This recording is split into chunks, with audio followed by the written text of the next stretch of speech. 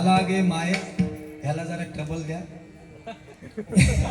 याला जरा मॉनिटर द्या, याला जरा बेस द्या. असं मी काही बोलणार नाही, कारण मलाच ट्रबल आहे. नुसता ट्रबल नाही, गॅस ट्रबल आहे.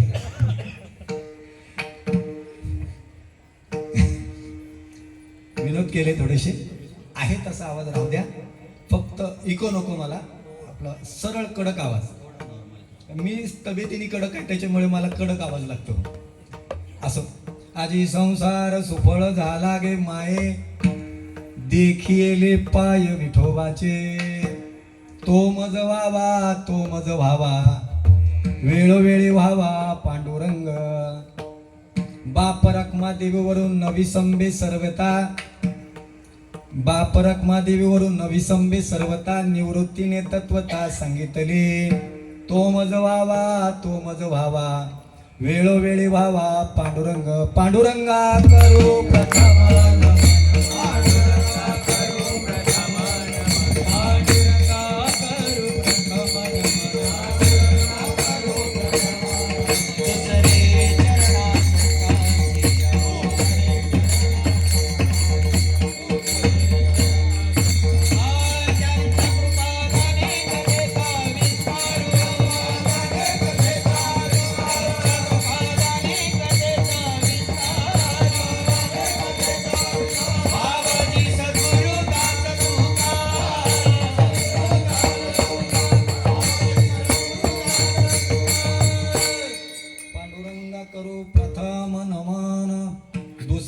चरण आहे का स्वरात. दुसरे चरणा संतांशिया, त्यांच्या कृपादाने कथेचा विस्तारू. बाबाजी सद्गुरु दास तुका. मनोजवम मारुत तुल्य वेगम, जितेंद्रियम बुद्धिमतां वरिष्ठम. वातात्मजं वानरयूत मुख्यम, श्रीरामदूतं शरणं प्रपद्ये. शरण शरण ज्ञानमंता तुम्हालो रामदूता, काय भक्तीच्या त्या वाटा. मज दावा व्यासुभटा, सेवे लागी सेवक झालो.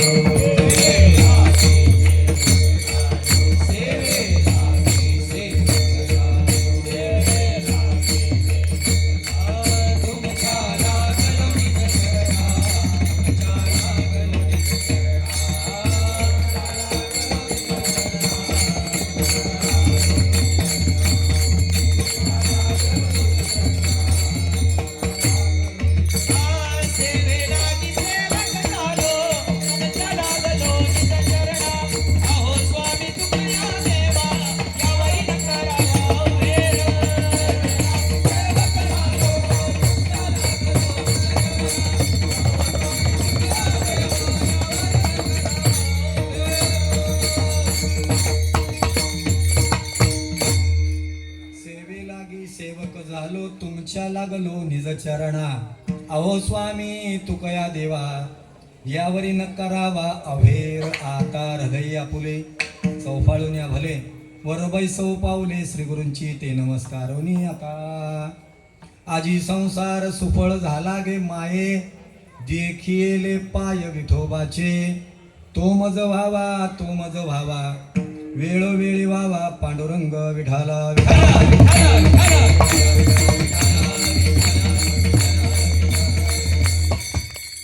प्रस्तुत प्रसंगी प्राप्त समय सेवेकरता घेतलेला अभंग. माऊली महावैष्णव साधकांचे मायबाप, योगियांचे राजे आणि ज्ञानियांचे शिरोमणी असणारे ज्ञानोबा, विश्वमाऊली ज्ञानोबा यांचा 3 चरणाचा छोटासा अभंग सेवेकरता घेतलेला आहे. विठाला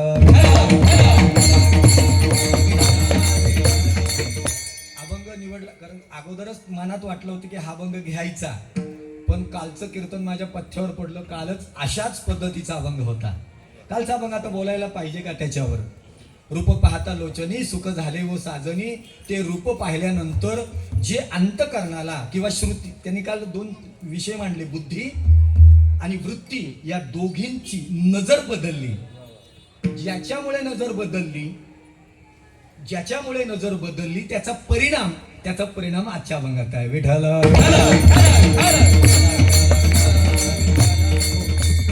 काय माहिती कुणास ठाऊक, माझ्या मनात जसं असतं ना तसंच घडत असतं. कारण काय माहिती आहे का, तुकोबारांचं वाक्य आहे, जे जे इच्छी म्हणी ते ते पूर्वी चक्र पाणी.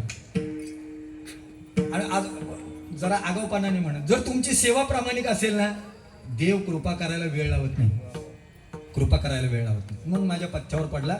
अगोदरच मनात होतं की हाचा अभंग घेऊया. आमच्या उत्तम महाराजांबरोबर चर्चा झाली. बोलो बाबा काय करू, तिकडे तो कल्याणला घेतला होता, तो घेऊया का? तो बोलतो डोक्यावरून जाईल. बोलो डोक्यावरून नको, आपला मांडवा खालून गेलेला बरा, डोक्यावरचा नको, सोपा अभंग घेऊया. अभंग हा मी मला चांगला आठवतोय, मी हा रतनबाईला सुद्धा घेतला होता. रतनबाईला घेतला, त्याच्यानंतर 4-5 लाख या अभंगावर मी कमवले. म्हणजे आता त्याची मला सवय झाली त्या अभंगाची. म्हणजे 4-5 हे गवनं थोडंसं तुम्हाला वाटावं काहीतरी. सांगू का, वृत्तीच ती नाही, पैशासाठी परमार्थ नको आहे असं काय, पण एक थोडंसं. तर हा अभंग तुम्ही ऐकलेला आहे, अर्थासह तुमच्या पाठ असेल, पण मी माझी उजळणी म्हणून अभंग सेवेकरता घेतलेला आहे. विठाला अभंगाचा सरळ अर्थ तुमच्या समोर ठेवतो. त्याच्या अगोदर प्रस्तावनेमध्ये सांगायचं की निमित्त सेवा. गेली 5 वर्ष अभिनव मित्र मंडळ मनीषाईच्या पाठीमागे या जागेमध्ये गेली 5 वर्ष 3.5 दिवसाचा नामयज्ञ इथे होत असतो. 5 वर्षे झाली, 5वं वर्ष आहे. आणि या निमित्ताने ही आजची सेवा माझ्याकडे आली नाही, घेतली. आता सर्वच आपल्या भातावर वरण वाढून घ्यायला लागले, मी तरी कशाला गप्प बसू, बोलो येऊ दे. म्हणून आजची सेवा माझ्याकडे आली. आजच्या अभंगामध्ये ज्ञानोबा आहे. आजच्या अभंग, कालच्या एवढं कीर्तन करेन का नाही मला माहिती नाही, पण आजच्या अभंगामध्ये ज्ञानोबा आहे, त्यांचा अनुभव सांगतायत. अनुभव सांगतायत. आजचा अभंग कसा अनुभव आहे, त्यांचा अनुभव आहे. भगवंताच्या नामचिंतनाप्रती त्यांना आलेला अनुभव साध्या सुध्याचा नाही. साध्या एखाद्या वारकऱ्याचा, एखाद्या टाळकऱ्याचा, महिन्याचा वारकरी असेल त्याचा अनुभव वेगळा आहे, महात्म्यांचा अनुभव वेगळा आहे, साधू संतांचा अनुभव वेगळा आहे, ज्ञानोबारांचा अनुभव वेगळा आहे. एकदम टोकाची भूमिका म्हणजे ज्ञानोबारांचा अनुभव. या अभंगामध्ये ज्ञानोबारे त्यांचा अनुभव व्यक्त करतात. काय अनुभव आहे? सरळ अर्थ असा आहे, आजी संसार सुफळ झाला गे माये, माझा संसारात सुफळ झाला कसा, देखी येले पाय विठोबाचे पाय पाहिले आणि माझा संसार सुफळ झाला. मग आता कसं वाटतंय? कैसा हरा बियाना, आता कसं वाटतंय? मग आता कसं वाटतं? तर ज्ञानोबा सांगतात, आता असं वाटतंय त्या भगवंताची कृपा झाली, तो भगवंताच्या स्वरूपाचं ज्ञान मला झाल्यामुळे त्या भगवंता वाचून मला 1 सेकंद सुद्धा बाजूला राहवत नाही. तो मज व्हावा वेळोवेळी व्हावा पांडुरंग, तो पांडुरंग मला वेळोवेळी व्हावा, त्याच्यापासून दूर जाऊसच वाटत नाही. बरं, ही कोणाची कृपा आहे? अंगुली निर्देश करतात. बाप रखमा देवरू न विसंबे सर्वता, आई वडिलांची कृपा, बाप रखमा देव आई वडिलांची कृपा, बाप रखमा देवरू देवाची कृपा, आणि नंतर श्री गुरूंची निवृत्तीने तत्वता सांगितली. तत्वता याचा अर्थ तत्व सांगितलं, ते तत्व मला फावलं, ते मला भावलं. त्या तत्वानुसार, त्या तत्वाला मी झोंबल्यामुळे ते तत्व मला कळलं आणि तत्वाप्रमाणे आता मी वागू लागलो. आणि ते तत्व असं आहे, तो मज व्हावा वेळोवेळी व्हावा पांडुरंग. झालं कीर्तन. विठाला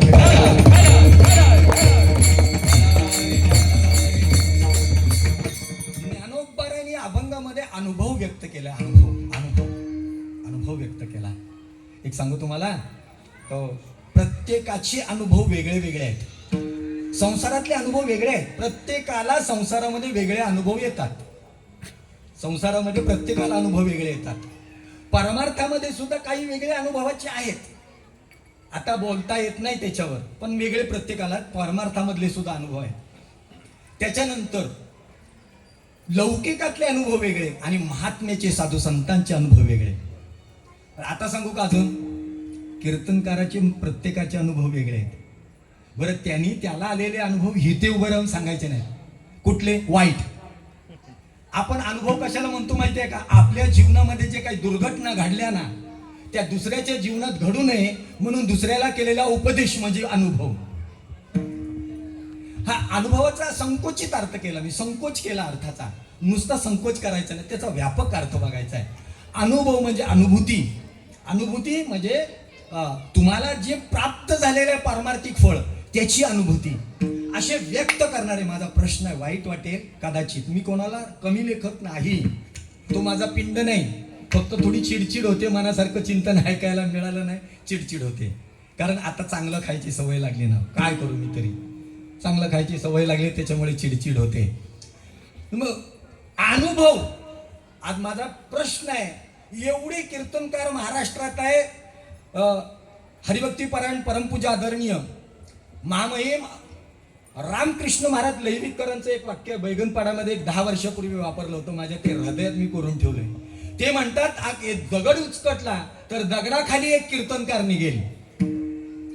त्या रामकृष्ण, माझं नाही हे लहान तोंडी मोठा घास आहे, मी त्यांचं सांगतोय, त्यांच्या नावावर खपवतोय, माझं याच्यामध्ये काहीच नाही, मी ह्याचं त्याचं ऐकलेलं सांगणार आहे. ते म्हणतात दगड उचकटला तर दगडाखालून एक कीर्तनकार निघेल. एवढी कीर्तनकारांची संख्या वाढली, वारकऱ्यांची संख्या वाढली, पण त्यांचा पुढचा प्रश्न आहे, संख्या वाढली, परमार्थ संख्येने वाढावा का गुणांनी? लॉक किया जाय, गुणांनी वाढावा ना, परमार्थ गुणांनी वाढावा, संख्येने नाही. मग अनुभवातला परमार्थ किती आहे? अनुभवातला परमार्थ किती आहे? असे अनुभव सांगणारे महात्मे भारतभूमीवर एकदम कमी आहे. मी काय तुम्हाला अनुभव सांगणार नाही, पण मला या ज्ञानोबरांचा अभंगातला भावार्थ म्हणून सांगतोय मी. हे अनुभव सांगणारे कीर्तनकार किती? प्रत्येकाने कीर्तनकारांनी घरी जा आणि तुम्हाला म्हणजे एका कीर्तनकारांनी ती सांगितलं होतं ज्ञानदेव शिव मंडळात मधल्या एकादशीला कीर्तन करताना, मला परमार्थाचं माझ्याजवळ इतकं फायदा झाला, माझ्या आता 2 रिक्षा आहेत. वा भादरा बोलो, परमार्थ याच्यासाठी करतात आज मला कळलं. 2 रिक्षा, 2 गाड्या, 2 घरं, 2 बायका नाही, 2 बायका नाही, एवढं प्राप्त होणं म्हणजे हे परमार्थाचं फळ आहे. मूर्ख माणसं कुठली? हा अनुभव परमार्थात नसतो, परमार्थातला अनुभव नाही. मग अनुभव म्हणजे काय? अनुभवी कीर्तनकार किती आहेत? मी हा प्रश्न आमच्या हरिभक्ती परायण परमपूज्य गायनाचार्य रिंगे बाबांना प्रश्न विचारला होता. बोलो बाबा, अनुभवी कीर्तनकारांचं काय? ते म्हणाले, बाबा बोलू नका, न बोललेलो बरं, तेरी चूक मेरी चूक. घरी जा आणि अंतकरणाला विचारा, ध्यानस्थ बसा, माऊली ज्ञानोबरांचं भजन करा, तुकोबारांचं भजन करा आणि स्वतःला प्रश्न विचारा, मी योग्य मार्गावर आहे का अयोग्य मार्गावर आहे? तुमचं उत्तर तुम्हाला मिळेल. हो, स्वतःला विचारा. म्हणजे मी सर्वांना बोलतोय, टाळकरी, वाजवणारे, गाणारे सर्वांना बोलतोय, अंतर्मुखाने स्वतःला प्रश्न विचारा, मी योग्य की अयोग्य? तुमचं अंतकरण तुम्हाला उत्तर देईल आणि मग ते तुमचं उत्तर असेल. सांगू नका कोणाला, पण तिथून तरी सुधारणा झाली पाहिजे. याला अनुभव म्हणतात परमार्थातला. मला सांगा, अनुभव कुठे लागत नाही? अनुभव कुठे लागत नाही? तू नोकरीला आहेस ना? बरं, कुठे कामाला आहेस तू? डोंबिवलीला. काय काय काम करतो तू? Website development. मला इंग्रजी येत नाही, समजून घे, 5वी पास आहे. वेबसाईट डेव्हलपमेंटचं काम करतोस तू. तू ज्या वेळेला कामाला लागलास त्यावेळेला तुला विचारलं, तू अगोदर कुठे काम केलंय का? अनुभव किती विचारला ना? नोकरी करताना अनुभव विचारला जातो, बरोबर ना? काय ॲडव्होकेट साहेब, बरोबर आहे ना? अनुभव विचारला जातो. अनुभव प्रत्येक ठिकाणी गरजेचा आहे. कीर्तन क्षेत्रात का अनुभव नाही? मला कोणी जर विचारलं, महाराज माझं कीर्तन ठेवा, तर मी त्याला पहिला विचारेन, तू वारकरी संप्रदायाला काय दिलं ते सांग, नंतर तुझं कीर्तन ठेवतो. बरोबर? काय दिलं तू वारकरी संप्रदायाला? तू काय दिलंस? तू दिलंच काही नाही, पण तुला फेटा बांधायचा, तुला कीर्तन करायचं, बोलायचं नाही. उगाच येणाऱ्यांची गर्दी कमी होईल म्हणून मी बोलत नाही. असं दे, जाऊ द्या. अनुभव सर्व ठिकाणी विचारला जातो, प्रत्येक ठिकाणी. फक्त एक ठिकाणी अनुभव विचारला जात नाही. बोला कुठे? कोण बनेगा मराठी करोडपती? एक ठिकाणी अनुभव विचारला जात नाही. कुठे? असं कधी ऐकलं का? ऍडव्हर्टाईज आली का? आमच्या पप्प्याचं लग्न करायचं आहे, मुलगी अनुभवी पाहिजे, 2-4 पोराची आहे. असतं का असं? किंवा आमच्या पप्पीचं लग्न करायचंय, 2-4 पोराचा, त्याला अनुभव नाही, तिथे अनुभव लागतच नाही. तिथेच बोलतोय, तिथेच अनुभव लागत नाही, कारण तो येता येता येतो, पण बाकीच्या सर्व ठिकाणी जर अनुभव लागतो तर परमार्थात का नको? मग परमार्थातला अनुभव ऐकण्यासाठी काय केलं पाहिजे? चिंतन बारीक ऐकले पाहिजेत. तुका म्हणे चाखून सांगे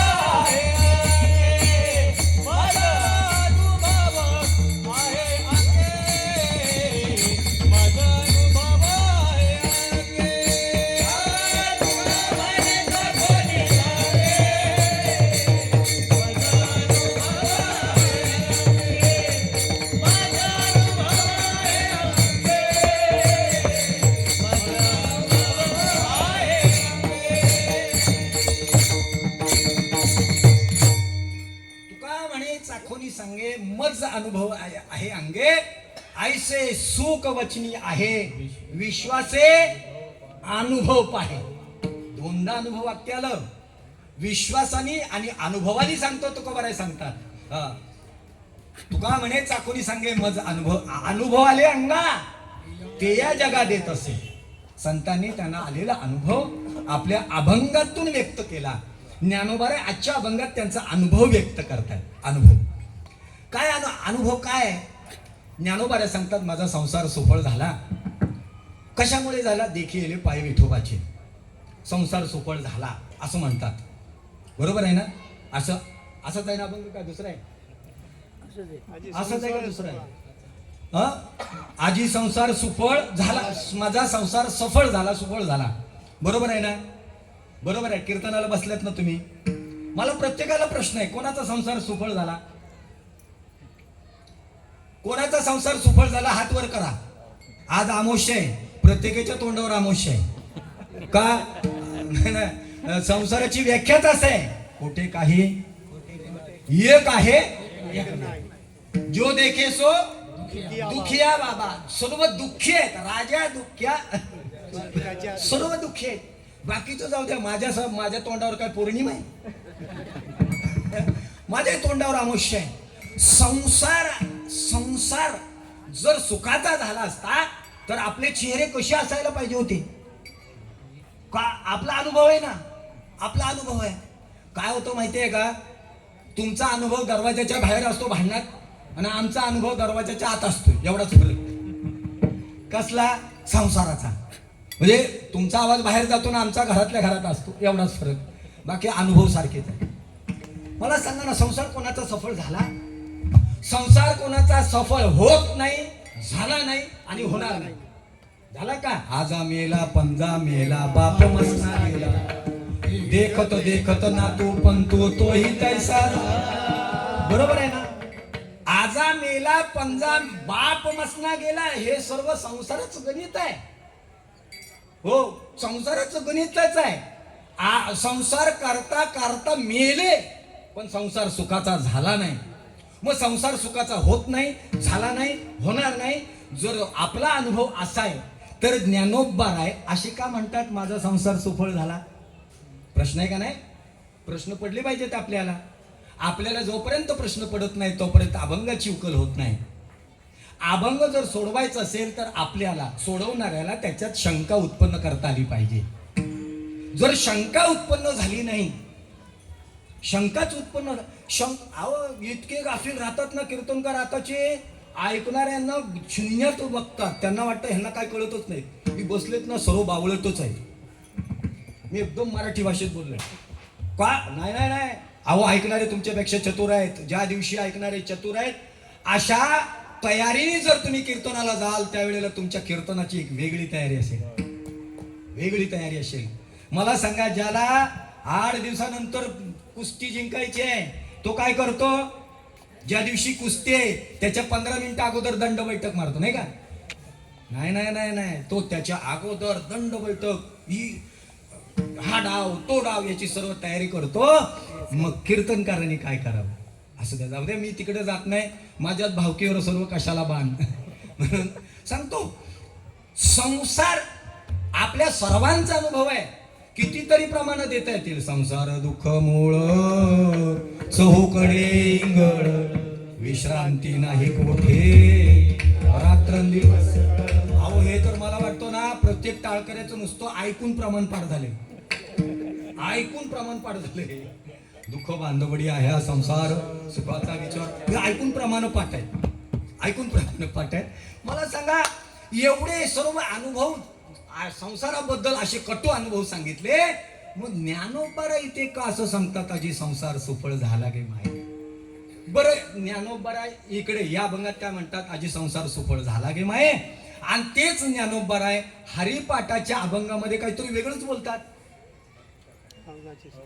लटिका व्यवहार सर्व हा संसार,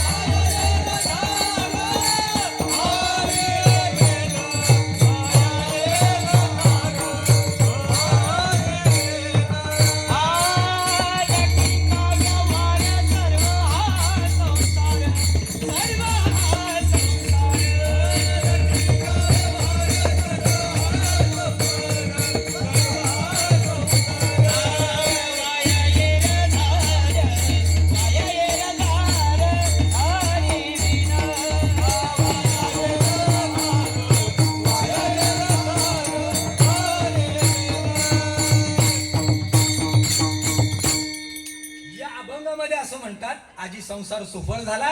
आणि हरिपाठामध्ये तेच बोलतायत, लटिका व्यवहार, व्यवहार संसार लटिका आहे, खोटा आहे. मग असे म्हणणारे ज्ञानोबा आहे आजच्या अभंगामध्ये संसार सुफळ झाला असं का म्हणतात? कारण याला एका बाजूने एकदा म्हणायचं तो खोटा आहे, वाईट आहे, आणि दुसऱ्या बाजूला म्हणायचं तो चांगला आहे. मग चांगला म्हणायचं का वाईट म्हणायचा, एक भूमिकावर पाहिजे ना.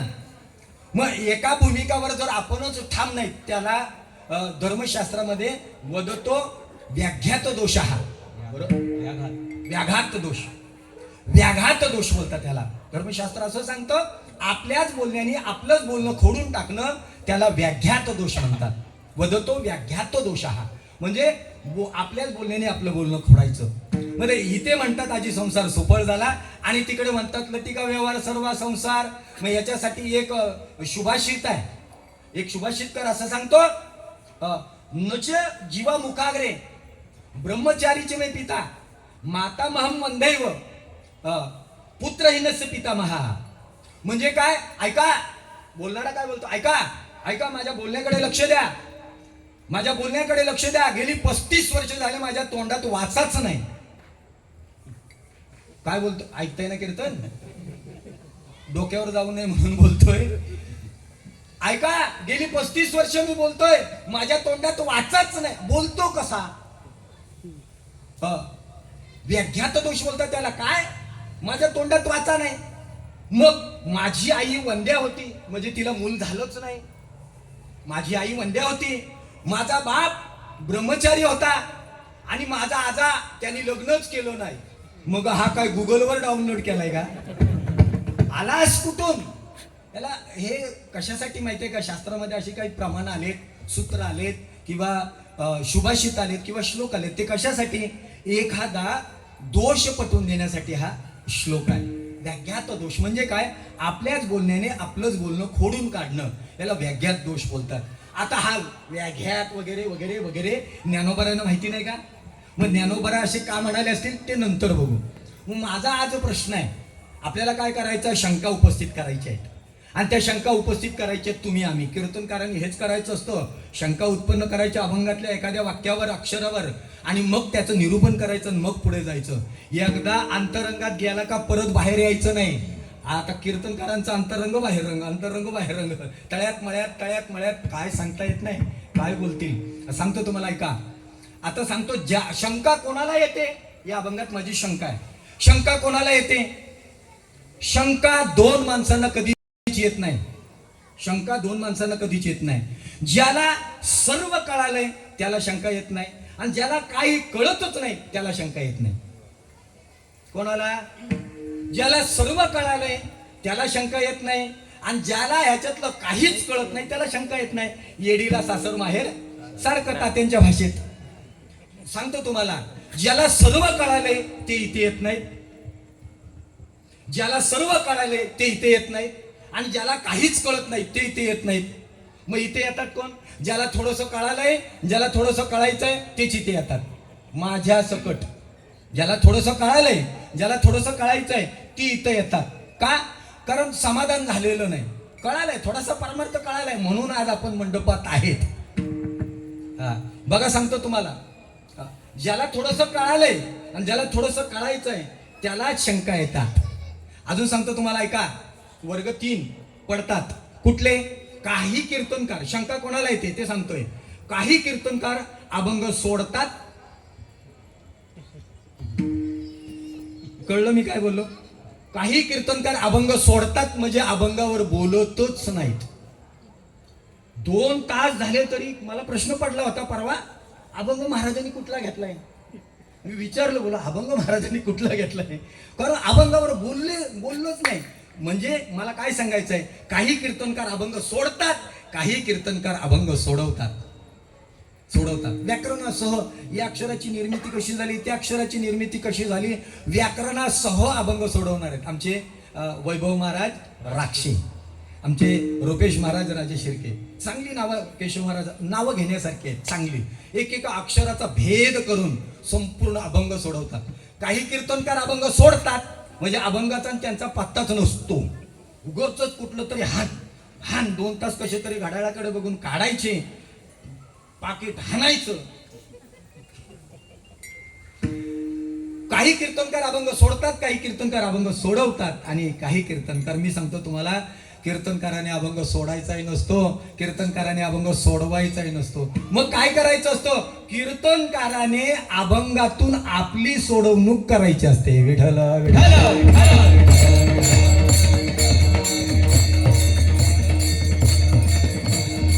आपली अभंगातून सोडवणूक करून घ्यायची आहे ना, तर अभंगात आपल्याला शंका निर्माण झाल्या पाहिजेत, शंका घेता आल्या पाहिजेत. माझी शंका अशी आहे, ज्ञानोबाराय हरिपाठात असं म्हणतात आणि आजच्या अभंगामध्ये असं म्हणतात, माझा संसार सुफळ झाला. कसा काय? कसं काय? आमची शंका आहे ही. बोलो ना, शंका कोणाला येते? ज्याला थोडंसं कळालंय, ज्याला थोडंसं कळायचं आहे. मग शंका कोणाला आली? तुमचं मला माहिती नाही, मला आली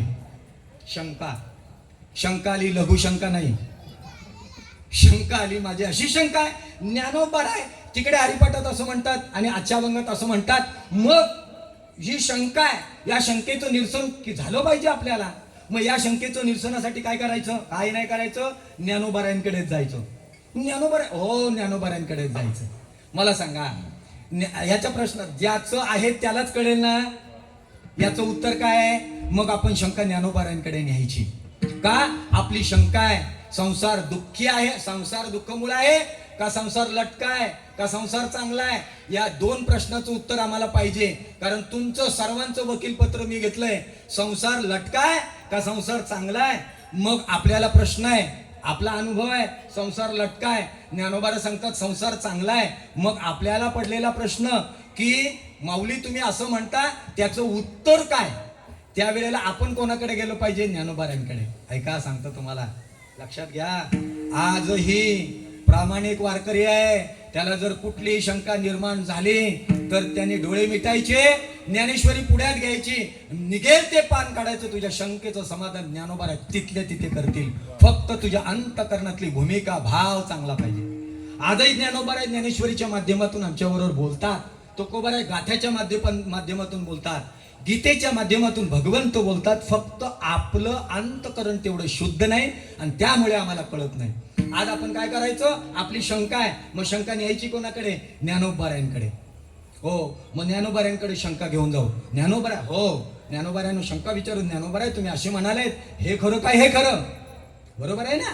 मग आपण शंका घेऊन गेलो, मग या शंकेला उत्तर आता ते देतील. आपलं समाधान होईल का? मग आपलं समाधान करण्यासाठी कोण पाहिजे? दोघांच्या वादामध्ये समाधान करणारा कोणतरी पाहिजे ना. कोण लागतो? मध्यस्थी. आता त्या मध्यस्थीची लय गरज आहे. अहो, आम्हाला पण बोलतात, महाराज एवढे गावगाव फिरता तुम्ही, एखादी पोरगी वागा. मध्यस्थी लागतो ना, मध्यस्थी. तुमचं बरं आहे बुवा. नाही, तुमचं बरं आहे बुवा. सांगू का, देवाची कृपा म्हणून आले भागा ते करीतो. आता माझ्या भावा अंतराय नको देवा, आले भागा ते करीतो तुझे. देवाने ठरवलंय ना, मग देवाच्या ठरवण्याच्या पलीकडे आपण कोण आहे ते स्वीकारायचं आणि त्याला चांगलं बनवण्याचा प्रयत्न करायचं. याला वारकरी बोलतात. विठ्ठल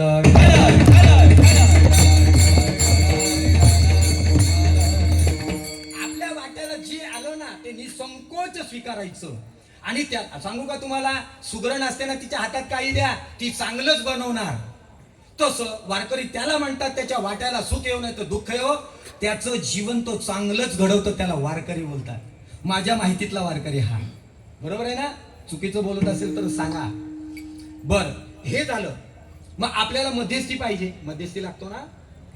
मध्यस्थी कोणाला बोलतात? तो तिकडची पण बाजू घेतो आणि इकडची बाजू घेतो. बरोबर आहे ना? आता एकाचं लग्न ठरलं आणि तो लग्न ठरवणार होता घाटावरचा मध्यस्थी. आमच्याकडे अजून असलं चालत नाही. घाटावरचा मध्यस्थी होता. त्याला सांगितलं, आता मुलीला मुलगा, मुलाला मुलगी पसंत होती, पण मुलाच्या बापाला काय आलं काय माहिती नाही. त्यांनी बोलून घेतलं मध्यस्थ्याला, मधुबुवा इकडे, माझंच घेतो, या इकडे. हा, तुम्ही मुलगी बघितलीत माझ्या मुलाला? बोलो बघितली. मग अहो पण बघा ना, तुम्ही विचार करा.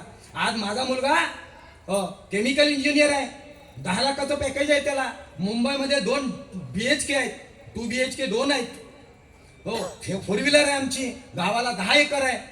वचनम किमदारी देतात, देऊ 10 एकर जमीन आहे. एवढं सर्व एवढे पैसे आमच्या पोराला खर्च केले, काहीतरी ते द्यायला सांगा ना. आता एक नवीन फेडालय, बाकी काही देऊ नका, लग्न काढून द्या. मी याला तो बाप. बरोबर ना? बरोबर आहे का? लग्न काढून द्या. यांनी ऐकून घेतलं मग ते सांग. बरोबर आहे. अहो, तुमच्या मुलाला 10 लाखाचं पॅकेज आहे, केमिकल इंजिनियर आहे, 1 BHK 2 आहेत, 4 व्हीलर आहे, हे सर्व आहे. मग चला, नाही दिलं पाहिजे काहीतरी. लगेच तिथून निघाला. इथे चहा घेतली, तिथं गेला. तिथं गेल्यानंतर पुरीच्या बापाकडे गेला आणि मला काय झालं, त्या मुलाचा बाप असं म्हणतोय. असं म्हणतोय? हो, काय म्हणतोय ऐका. तो काय बोलतोय, आमच्या मुलाला 10 लाखाचं पॅकेज आहे वर्षाला, 1 BHK आहेत, 4 व्हीलर आहे, 10 एकर गावाला जमीन आहे. असंच बोललो ना मी? हो, असंच बोललो. मग एवढं सर्व आहे, काहीतरी द्यायला सांगा ना. त्यावेळेला मुलीचा बाप जरा भक्कम होता माझ्यासारखाच. तो बोला, हो ऐका, तुमच्या मुलांनी काय शिकलंय मला त्याच्याशी घेणं देणं नाही. आता मुलीच्या बापाची कॉलर जास्त टाईट आहे. अर्ध्या पळून गेल्या आणि अर्धा शिल्लक आहे, त्यांचं तर लय असंच पाहिजे. अर्ध्या पळून गेल्या त्या धर्मांतरामध्ये. बरोबर ना? अर्ध्या पळून गेल्या आणि अर्ध्या शिल्लक राहिल्यात, त्यांना तर हेच मागणं. भले बाप तिकडे गावाला शेतकरी असला तरी मुंबईला 2 BHK पाहिजे, गव्हर्नमेंट सर्वंट पाहिजे, हे सर्व पाहिजे. त्याने सांगितलं, ऐका. मुलीचा बाप बोला, ऐका, त्या मुलाला काय कमी नाही, आम्हालाही कळतं. आमच्या पुरीजवळ काय कमी आहे, काय कमी आहे. माझी मुलगी 3 गुणांनी संपन्न आहे. 3 गुण माझ्या मुलीकडे आहेत. कुठली असली पाहिजेत गुण? मुलीकडे 3 गुण विशेष असली पाहिजेत. कोणती? तुम्हालाच प्रश्न आहे. मुलीकडे 3 लक्षणं पाहिजेत. कोणती? तोंड बंद, मीच सांगतो. पाकिट मीच घेणार आहे, त्याच्यामुळे मीच सांगणार. 3 लक्षणं पाहिजे. एक, मुलीचं चारित्र्य चांगलं पाहिजे. 1 नंबरला घेतोय मी. 1, मुलीचं चारित्र्य चांगलं पाहिजे. 2, मुलीकडे शिक्षण चांगलं पाहिजे. आणि 3रं असलंच तर सौंदर्य चांगलं पाहिजे. असलंच तर हे 3 गुणांनी माझी मुलगी युक्त आहे. माझ्या मुलीचं काय त्याला चारित्र्य, मराठीत कॅरेक्टर माझ्या मुलीचं चांगलं आहे. माझी मुलगी शिकलेली आहे आणि माझी मुलगी दिसायला देखणी आहे. हे 3 गुण माझ्याकडे आहेत. नाही देत जा, जाऊन सांग. याला मध्यस्थी बोलतात. बरोबर आहे ना? इकडचं तिकडे जाऊन सांगतो आणि तिकडचं इकडे देऊन सांगतो, असा मध्यस्थी. आपल्याला इथे मध्यस्थी पाहिजे. कारण विचारसागर रहस्याचा अभ्यास करताना तिकडे लक्षात आलं पूर्व पक्षी आणि उत्तर पक्षी, आणि त्याच्यामध्ये असतो कोण? मध्यस्थ. मध्यस्थाची भूमिका सुद्धा घेतलेली आहे. तुम्ही धर्मग्रंथ वाचा, आपण वाचत नाही तिथपर्यंत, त्याच्यामुळे आपल्याला कळत नाही. पण ते अभ्यासताना हे लक्षात आलं, पूर्व पक्षी आणि उत्तर पक्षी. प्रश्न विचारणारा पूर्व पक्षी, उत्तर देणारा उत्तर पक्षी, आणि दोघांची हे खरं हे खोटं बोलणारा जो असतो तो मध्यस्थी. आता इथे पूर्व पक्षी कोण आहेत? आपण आहोत. उत्तर पक्षी कोण आहेत? ज्ञानोबा आहेत. आणि मध्यस्थी कोण आहेत? ज्ञानोबारायांपासून जे झालेले संत आहेत ते मध्यस्थी आहेत. कारण ते मध्यस्थी म्हणून त्यांची प्रमाण घ्यायचे आपल्याला ह्या अभंगाला न्याय देण्यासाठी. ऐका, मी आमच्या कलाटकरांना प्रश्न विचारला होता. आपण कीर्तन करतो, पण कीर्तनाला न्याय देतो का? हबप पदवी लावतो ना, अभंगाला न्याय देता आला पाहिजे. एक, जे शिष्य म्हणून घेतात ते शिष्य पदवीला त्याला न्याय देता आला पाहिजे. जे गुरुपदाला गेले त्यांनी गुरुपदाला न्याय देता आला पाहिजे, तर ते गुरु म्हणून शोभतात. शिष्य म्हणून शोभायला तो शिष्य त्या पात्रतेचा पाहिजे ना. आता काय झालंय, गोरक्षनाथासारखा डोळा काढून देणारा शिष्य प्रत्येकाला पाहिजे. अरे तू अगोदर मच्छिंद्रनाथ हो ना, मग डोळे देणारे शिष्य भेटतील. तू आणि तुझ्या मच्छिंद्रनाथाचा काही संबंध नाही, अपेक्षा लय मोठ्या. आणि तुम्हाला सांगू का, आता तर फॅड घालय. शिष्याकडून वर्गणी घ्यायची, पंढरपूरला, आळंदीला, इकडे तिकडे मठ बांधायची, प्रॉपर्टी गोळा करायची. विठ्ठल विठ्ठल. आणि ह्या प्रॉपर्टीमुळे आळंदीचे भाव वाढलेत. आळंदीच्या जागेचे भाव वाढले. जाऊ दे, तिकडे चुकीच्या ठिकाणी गेलो, क्षमा करा. आलं. माझा प्रश्न काय आहे की आपण हा प्रश्न ज्ञानोबारायांना विचारायचा. कोण? पूर्व पक्षी कोण? ज्ञानोबाराय. उत्तर पक्षी पूर्व पक्षी कोण? आपण. उत्तर पक्षी कोण? ज्ञानोबाराय. ज्ञानोबारायांकडे हा प्रश्न घेऊन जाऊ.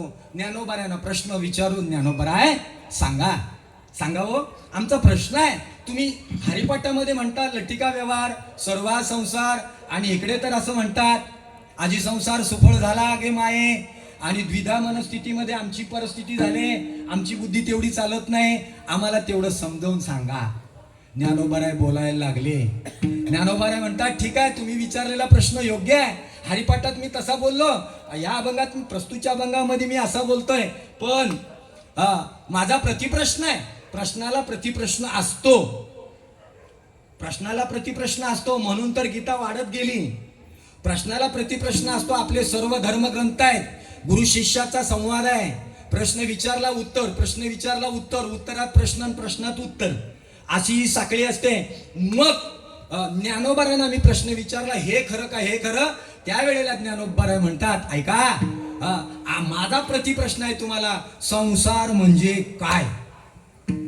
काय प्रश्न विचारा, लक्षात ठेवा. काय संसार म्हणजे काय? लगेच आमच्यासारखे उभे राहिले. हो, संसार आम्हाला कळत नाही का? आम्ही व्याख्या पाठ केल्यात, हो, चातुर्मास काढलेत, आम्ही पंचदशीचा अभ्यास केलाय, विचारसागरचा, वृत्ती प्रभाकरचा अभ्यास केलाय, अमृतानुभव हाताळलाय, ज्ञानेश्वरी चांगली पाठांतर केले, गाथा पाठ आहे, सर्व आम्ही केलंय. आम्हाला कळत नाही का? सांगा ना.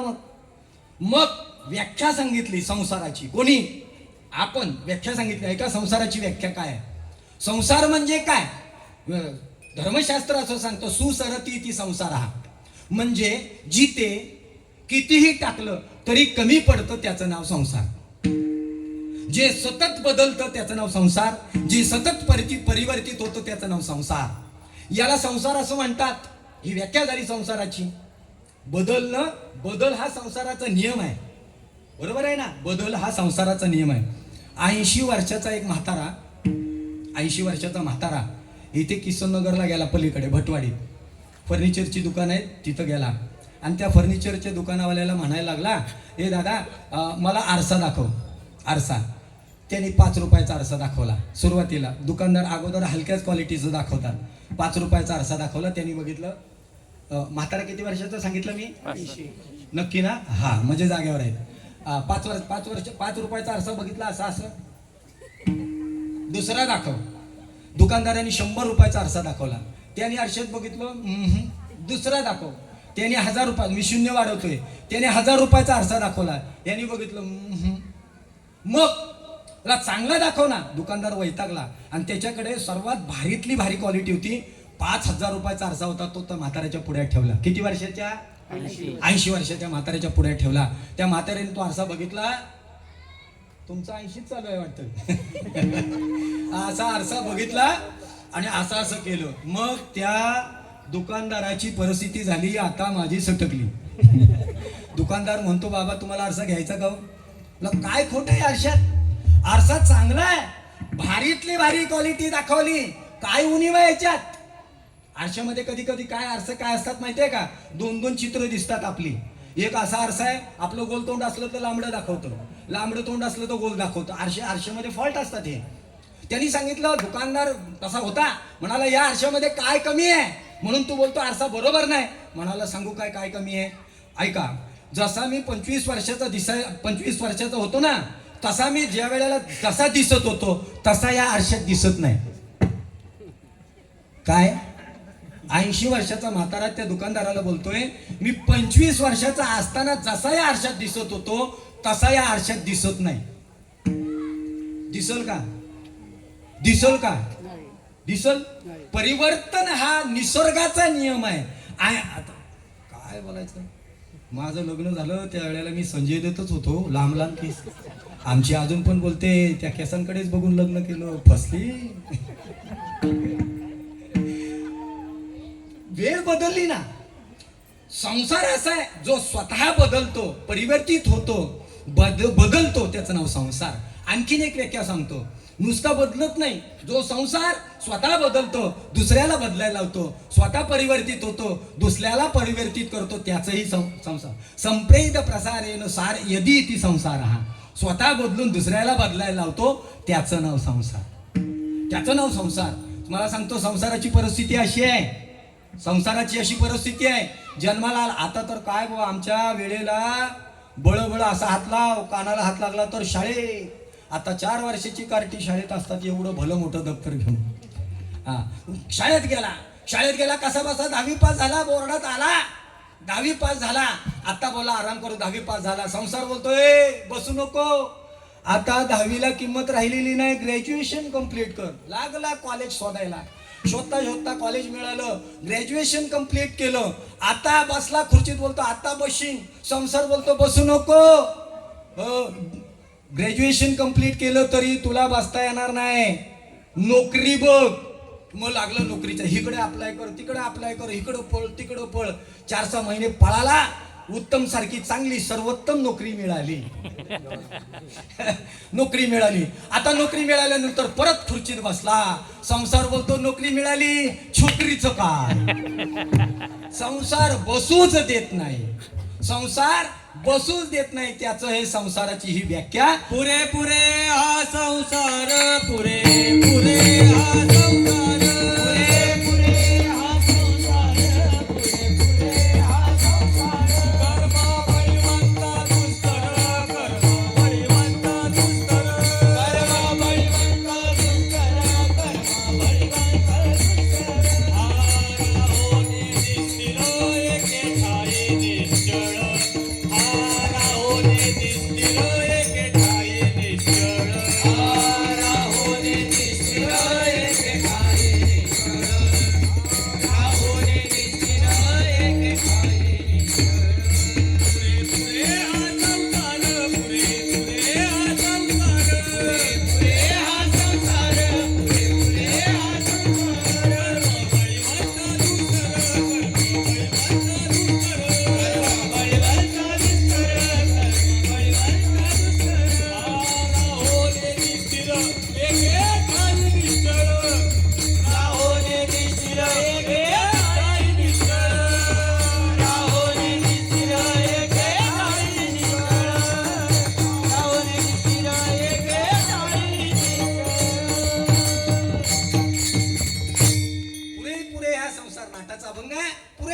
संसार कर्म बळवंत दुस्तर राहो नेदी स्थिर एके ठाई निश्चय.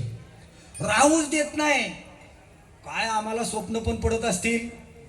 आम्ही प्लॅनिंग करून झोपतो. सकाळी उठायचं किती वाजता आणि उद्या काय काय करायचं, कसलं संसारातलं एवढं आम्हाला संसार स्वस्तच बसू देत नाही. राहून येदी स्थिर पळ भरी निश्चळ ही संसाराची व्याख्या आहे. ही मध्यस्थ्याचं प्रमाण आहे का. मध्यस्थी मी बोलो ना मध्यस्थी पाहिजे. हे मध्यस्थ्यांचं प्रमाण. हा मध्यस्थी. मध्यस्थी असे म्हणतात हे एका ठाई निश्चळ राहू देत नाही असा संसार आहे.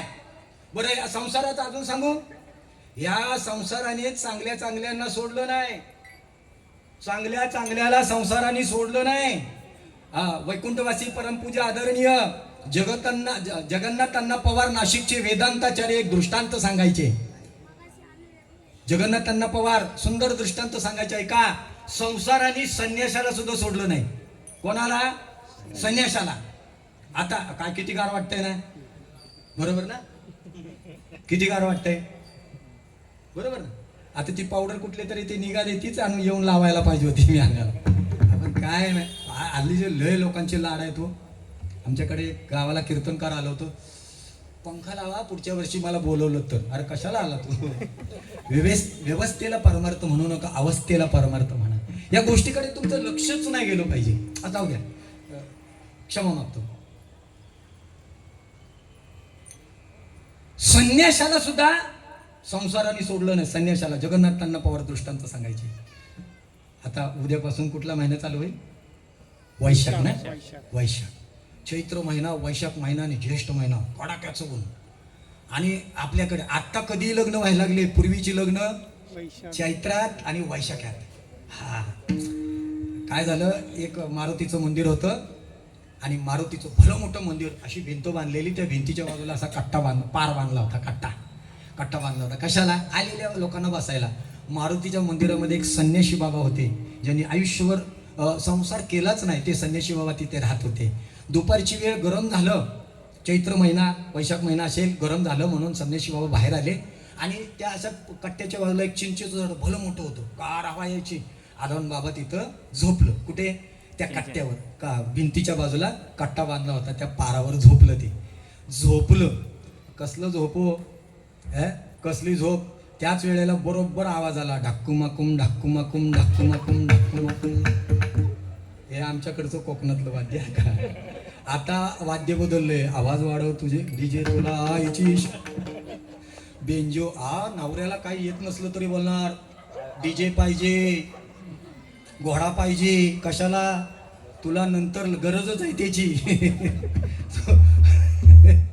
तुझ्या संसाराचं होणारच आहे. आले तिकडून वरात आले. जेव्हा आवाज आला संन्याशाची झोप मोडली. काय वाजतंय म्हणून बाहेर येऊन बघितलं तर त्या मारुतीच्या मंदिरामध्ये वरात आली. पूर्वीच्या काळामध्ये लय माणसं चांगली होती. मारुतीच्या मंदिरात घेऊन जायची. कोणाला नेतात का अजून. जरी गिऱ्हाईक कोकणातलं असलं तरी मला घाटावरची चांगली माहिती आहे. नेतात ना. कुठे नेतात. मारुतीराच्या पाया पडून काय होणार आहे. त्या बिचाऱ्यांनी लग्न केलं नाही. नवीन जोडपं त्याच्या पाया पडायला न्यायचं. ते बोलतोय मी संन्याशी. मी तुम्हाला काय तुमचा संसार चांगला माझाच झाला नाही. तुमचा कसा होईल. आशीर्वाद मी कसा देऊ तुम्हाला. पण पूर्वीची माणसं हुशार होती. आणि मग तिथे मारुतीरायच्या देवळामध्ये ती वरात आली. पाया पडायला. का पाया पडायला. मारुतीरायच्या काय पाया पडायचं माहितीये. हो कारण संसार सुखाचा करायचा असेल. मग तरण्याचा जरी संसार सुखाचा करायचा असेल किंवा लग्न झालेल्यांचा सुद्धा संसार सुखाचा करायचा असेल तर मारुतीरायची भक्ती करा. कारण भगवंताजवळ षडगुण ऐश्वर्य संपन्न भगवंत आहे. ऐका. यशस्वी अवतार ज्ञान वैराग्य ऐश्वर हे साई गुण वस्तितेत म्हणून तो भगवंतो. असा षडगुण ऐश्वर्य संपन्न भगवंत आहे. त्या षडगुण ऐश्वर्यामध्ये एक नंबरचं ऐश्वर्य काय. यश. यश नावाचं हे ऐश्वर्य. 6 ऐश्वर्य आहेत ना भगवंताने आपल्या भक्ताला देऊन टाकलेत. आणि यश नावाचं ऐश्वर्य कोणाला दिलं. यशे शोभविला लक्ष्मण केला विभीषण केला लंकापती. मग यश नावाची भक्ती यश नावाचं ऐश्वर्य मारुतीरायाला दिलंय. आणि म्हणून पूर्वीची माणसं त्या नवीन जोडप्याला मारुतीरायाच्या चरणावर नेऊन घालायचे. का तुमचा संसारामध्ये यश पाहिजे. मारुतीरायाची भक्ती करा. पाया पडा त्यांच्या. विठ्ठल विठ्ठल विठ्ठल विठ्ठल. ते बाहेर सोबत थांबली ती करवली वगैरे नवऱ्याकडची नवरीकडची ती आली, ती दोघंच आतमध्ये आले. तेवढ्यात कोणीतरी मित्राने त्या नवरदेवाला कॅडबरी आणून दिली होती. कॅडबरी देतात मित्र. हो. दुसरे मित्र असले ना, दुसरे ते चांगले मित्र होते म्हणून त्यांनी कॅडबरी दिली. ते मित्र असले तर थम्सअप मधून. मी माझ्या मित्राला जमाल गोटा दिला होता. विठ्ठल विठ्ठल. त्याने माझ्या मित्राला दारू पाजली होती. बोलतो ह्याच्यामुळे माझ्या लग्नाचं वाटोळं झालेलं. बोल थांब याची चांगली जिरू. गंमत अशी झाली, तो थम्सअप मध्ये जमाल गोटा हलवला, तो वरती राहिला आणि दुसरा चेक मध्ये बेवडाला, त्याने अर्धा पियाला आणि त्याचा बोलो सरारा त्याच्या चालू झाला. नवरदेव वाचला, नाहीतर नवरदेवाला आंबेसिडर होती ती लाल पिवळी झाली असती. एका मित्राने त्या या नवरदेवाला एक कॅडबरी आणून दिली. आता एकटा कसा खाऊ? बरोबर आहे, तिला राग जाईल. आमच्याकडे म्हण आहे, बायकोशी वाकडं तर खा चुलीची. म्हणून तो बोलतो आता तिला दिली पाहिजे कॅडबरी. ह्याने दिली आपल्या मित्राने म्हणून तिला बोलतोय. आता तेवढं मला लाजता येणार नाही आणि लाजण्याचं मुरडण्याचं माझं वय राहिलेलं नाही. लाज सांडून पुढे गेलेली माणसं आम्ही. त्याने ती कॅडबरी घेतली. लय हसवता येतो मला हो. ती कॅडबरी घेतली आणि तिला बोलतोय अगं ऐका ना, घे ना. ती म्हणते अहो बघतायत ना, तुम्हीच खा. बघू दे, त्यांचं कामच आहे बघायचं. तू घे घे. ही बोलते नको. तू बोलतो घे. हे घे नको घे नको. हे पाहिलं कोणी? संन्याशी बाबांनी पाहिलं तिकडून. संन्याशी बाबांनी पाहिलं आणि असा डोक्यावर ठेवून म्हणतो लय मजा आहे राव. कोणाची? दोघांची लय मजा आहे राव. कोण बोलला? संन्याशी. आणि बास एका वाक्याने घात केला. वरात निघून गेली. गरमीचे दिवस होते, चिंचेच्या झाडाखाली हवा चांगली होती. संन्याशी बाबा झोपला आणि एक ज्ञानोबाऱ्यांचं प्रमाण आहे, जागता जवासी जे ध्यानी भावना भावी जे डोळा लागत खेव देखी जे त्याची स्वप्न मनी वसे तेच स्वप्ने दिशे. आणि वाक्य काय बोलले होते? लय मजा राव. एवढेच बोलले आणि झोपल्या. बरोबर त्या वाक्याने घात केला. स्वप्न पडलं काय? संन्याशी बाबाचं लग्न झालं. कोणाचं? लक्षात ठेवा, संन्याशी बाबाचं लग्न झालं. आता बरं स्वप्नामध्ये जास्त टाइम स्वप्न नसतं. लगेच स्वप्नात लगेच मुलगा झाला. लगेच मुलाची नावं पहिल्या काळात चांगली होती. आताच काय बाबा, त्या नावाबद्दल बोलायचं नाही, उच्चारतानाच दमायला होतं. त्या मुलाचं नाव ठेवलं सोमदत्त. मुलगा झाला सोमदत्त. बरं मुंबईचं घर 10x15चं. बरं सासऱ्याने दिला होता 2.5x6चा बेड. 2.5x6 किती दिलाय? 2.5x6चा बेड दिला होता. त्या बेडवर आता हे दोघं झोपत होते. मुलगा झाला सोमदत्त. ही विचारते अहो अहो झोपायचं कसं? ती म्हणाले काही नाही, तू भिंतीकडून झोप, मी ह्या कडेला झोपतो, मधी सोमदत्त झोपे. ती बोलते अहो पण जागा कुठे आहे? मग मी सरकतो ना इकडे. मग सरा तिकडे. सरकलं. कोण? संन्याशी. सरकलं. ती म्हणते अहो जागा होत नाही, सराक की तिकडं. अजून सरकलं. बोले जागा होत नाही, अजून सारखा तिकडं. सराक की तिकडं. सरकलं. वरून बघता काय, वरून खाली पडलं. खाली डबर ठेवली होती दगडी, त्याच्यात पडलं. डोकं फुटलं, 2 दात पडले, डोपार खोपार नुसतं असं घासपटून निघालं.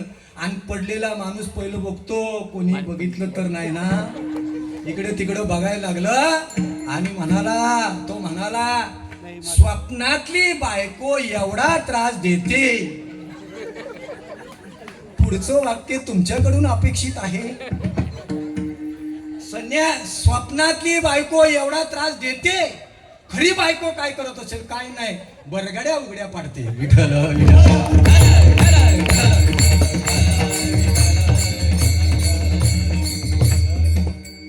जगन्नाथ अण्णा पवारांचा दृष्टांत हा मी सांगितलं तुम्हाला. संसाराने संन्याशाला सोडलं नाही. खरी बायको होती का खोटी?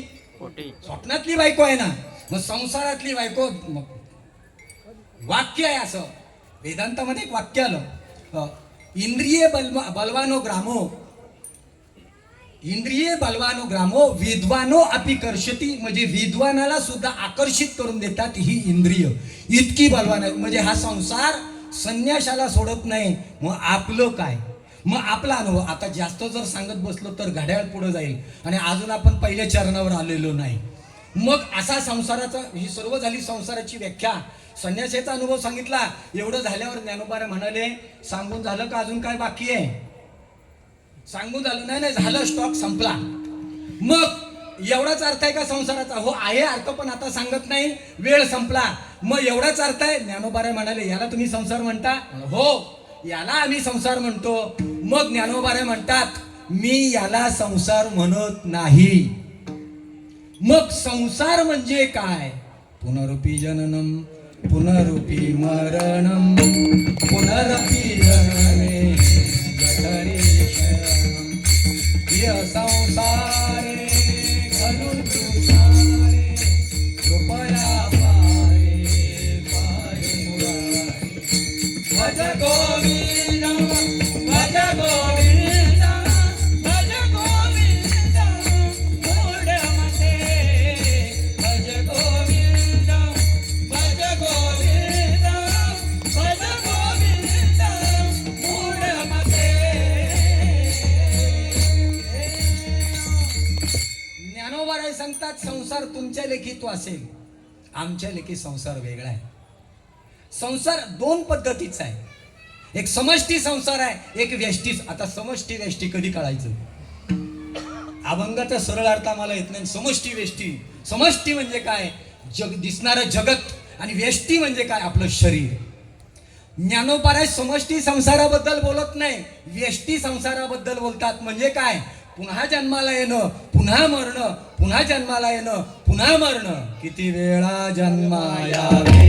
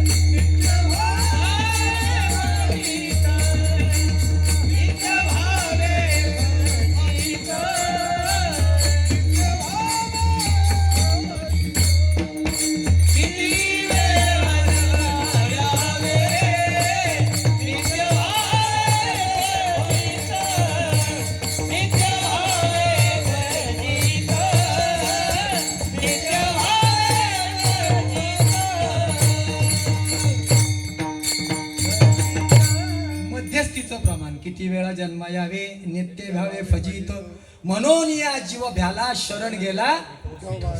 हे जे जन्म मरणाचं चक्र आपल्या मागे लागलंय ना, हे खंडित करण्यासाठी परमार्थ करायचा आहे. हा विचारसागर रहस्यमध्ये एक वाक्य आलं, सकल दुःख निवृत्ती आणि परमानंद प्राप्तिरूपी मोक्ष याची अनुभव येण्यासाठी परमार्थ करायचा आहे. हा मोक्ष आपल्याला पाहिजे, तो जिवंतपणी पाहिजे, त्याला अनुभूती म्हणतात. मग असा हे जे जन्म मरणाचं चक्र थांबवायचं आहे, हे चक्र थांबवण्यासाठी ज्ञानोबा सांगतात, या चक्राला मी संसार म्हणतो. हे चक्र म्हणजे पुन्हा जन्माला येणं, पुन्हा मरणं. बरं, हे संसार जन्माला येणं काही चांगलं आहे का? गर्भी होतो यमदंड, गर्भी होतो यमदंड, गर्भी होतो यमदंड, गर्भी होतो यमदंड, गर्भी होतो यमदंड. वरती पाय खाली तोंड, वरती पाय खाली तोंड, गर्भी होतो यमदंड, गर्भी होतो यमदंड.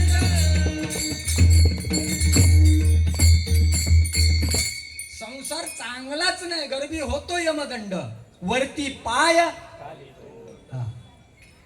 कितीतरी प्रमाणात देता येतील, आपली वेळ पुढे चालली. मग ही संसाराची व्याख्या, हे चक्र थांबलं पाहिजे. ज्ञानोबा बोलतात, मी याला संसार म्हणतो, संसार म्हणतो. हा संसार म्हणजे जन्म मरणाचं चक्र माझ्या जीवनातलं संपलं. जन्म नाही येणे ऐसे केले, त्या तत्वाचा बोध झाला, त्या तत्वाचा परिणाम असा झाला, हे माझं जन्म मरणाचं चक्र थांबलं. आणि म्हणून माझा संसार सफळ झाला. चक्र थांबलं. कोणामुळे थांबलं आमचा प्रश्न आहे. तुम्ही म्हणता ना जन्म मरणाचा फेरा, हा चुकला आमच्या जन्म मरणाचा फेरा. आता आम्ही पुन्हा जन्माला येणार नाही. कशामुळे? देखिले पाय विठोबाचे, देखिले पाय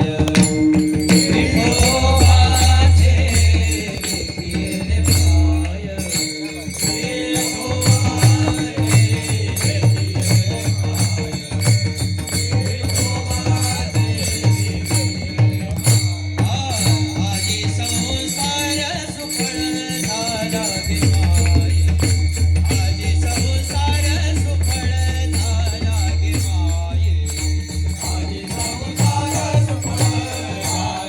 माय, आजी संसार सुफळ झाला गे माय.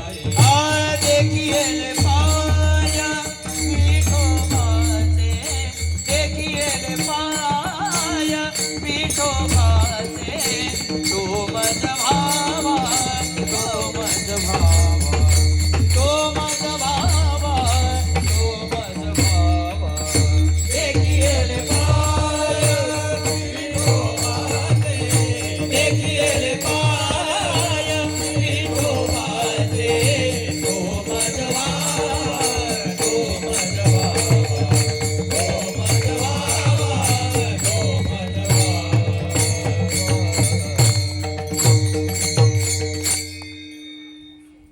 कोणामुळे कशाचं फळ प्राप्त झालं? जन्म मरणाचा माझा फेरा चुकला. जन्म मरणाच्या पलीकडे गेलो. कशामुळे? देखिले पाय विठोबाचे पाय पाहिले. आता माझी पुन्हा एकदा शंका आहे, देखिले पाय विठोबाचे, आणि म्हणून संसार सुफळ झाला, म्हणजे जन्म मरणाचा फेरा चुकला. आता मला सांगा, आपली कीर्तनं शक्यतो मंदिरात कितीतरी वेळा होतात, आणि पांडुरंगाच्या मंदिरात कितीतरी वेळा कीर्तनं झाली. मग पांडुरंगाचे पाय आपण पाहिले नाहीत?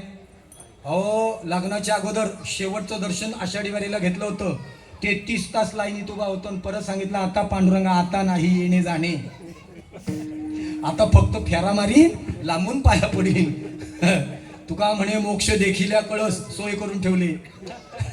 पाहता रावळाची पाठ तीर्थे घडती सोय करून ठेवली. ही प्रमाणाने पळवाट मग ती करायला सुरुवात केली. अहो, अजून काही माणसं अशी आहेत, काय जरी झालं तर डोचकं जाईल नाही तर बोचकं जाईल, पण पायाचं पदस्पर्शच करीन. मुखदर्शन नको, पदच दर्शन पाहिजे, अशी माणसं आहेत. मग अशी लाईनीत उभा राहून पांडुरंगाचं दर्शन घेणाऱ्यांनी पाय बघितले नाहीत का? मग अशा पाय बघितलेला ना माझा प्रश्न आहे, तुमच्या जन्म मरणाचा फेरा चुकला का? माझा चुकला नाही. मी सुद्धा पाय पाहिलेत कितीतरी वेळा, पांडुरंगाचं दर्शन घेऊन कीर्तन करतो. मग माझा जन्म मरणाचा फेरा चुकला नाही. मग ज्ञानोबा आहे असं कसं म्हणता, देखिले पाय विठोबाचे? मग आम्ही सुद्धा पायाचं दर्शन घेतलं ना, आमचे जन्म मरणाचे फेरे चुकले नाहीत, त्याचं काय? ज्ञानोबा म्हणाले, ठीक आहे, माझा परत तुम्हाला प्रश्न आहे. तुम्ही विचारलं देखिले पाय विठोबाचे, मग आमचा जन्म मरणाचा फेरा चुकला नाही. पहिला प्रश्न ज्ञानोबा यांनी कुठला विचारला होता आपल्याला? ऐकताय का कीर्तन? पहिला प्रश्न आपल्याला विचारला होता ज्ञानोबा यांनी, काय? संसार म्हणजे काय? आणि आता दुसरा प्रश्न विचारला आपल्याला, पाय म्हणजे काय? आम्ही काय कमी हुशार होतो का? हा बघा, राईट लेफ्ट, याला उजवा ना, याला डावा बोलतात. हा उजवा, अंगठा, त्याच्या बाजूला 4 बोट. हे काय पाय? हे काय? हे काय? तर मला सांगा, ज्ञानोबाऱ्यासारखे विश्वमाऊली, तुकोबाऱ्यासारखे जगद्गुरु एवढा संकोचित अर्थ करतील? नाही ना. आता कालच्या अभंगात तुम्ही अर्थ बघितला, एवढा संकोचित अर्थ होतच नाही. जेवढे तुम्ही खोल जाल ना, समुद्रामध्ये रत्न आहेत, पण तुम्हाला बुडी देता आली पाहिजे. पण तुम्हाला सवय लागली वर पोहायची. बुडालो तर अरे असाही मारणार आहे, तसाही मारणार आहे. अर्थ एवढा संकोचित अर्थ ज्ञानोबाराय करत नाही. पाय म्हणजे काय? त्यावेळेला ज्ञानोबाराय सांगतात, ऐका, पाय म्हणजे काय? पाय म्हणजे काय? पाय म्हणजे काय? त्या संस्कृत मध्ये एक वाक्य आलं, पाद्यपूजा. आपण बोलतो ना पाद्यपूजा, संतांची पाद्यपूजा आहे. पाद्यपूजा म्हणजे काय? पायाची पूजा. पाद्य म्हणजे काय? पाय. पाद्य पद म्हणजे पाद्य, दोन मिळून पाद्य. मग पाद म्हणजे पाय. हे पाय म्हणजे काय? ज्ञानोबाने त्याचा अर्थ वेगळा करतात. रूप पाहता लोचनी सुख झाले व साजनी, म्हणजे स्वरूपाचं दर्शन झालेलं आहे, स्वरूपाचा साक्षात्कार झालेला आहे. आणि तो स्वरूपाचा साक्षात्कार म्हणजे इथे पादो यश स्वरूपाभ्याम. म्हणजे पाय म्हणजे काय? भगवंताचं ते स्वरूप. कुठलं? ते निर्गुण निराकार स्वरूप, त्याचं मूळ स्वरूप. मग ते द्विभुज नाही, चतुर्भुज नाही, रंग नाही, रूप नाही वर्ण छाया, असं जे स्वरूप आहे त्या स्वरूपाचं दर्शन झालं. देखेले पाय विठोबाचे, ते विठोबाचे पाय पाहिले म्हणजे भगवंताच्या स्वरूपाच. कारण का? याची संगती लावताना ज्ञानोबा यांनी शेवटच्या चरणात सांगितलं तत्व. तत्व म्हणजे काय? स्वरूप. स्वरूप म्हणजे काय? ते ब्रह्मतत्व. स्वरूप म्हणजे काय? तो आत्मसाक्षात्कार. आणि त्याचा साक्षात्कार होणे म्हणजे देखील पाय विठोबाचे. आणि त्याचे एकदा पाय ज्या माणसाने पाहिले काय होतं ज्ञानोबा सांगतात अभंगाच्या दुसऱ्या चरणामध्ये. तो माझा बाबा,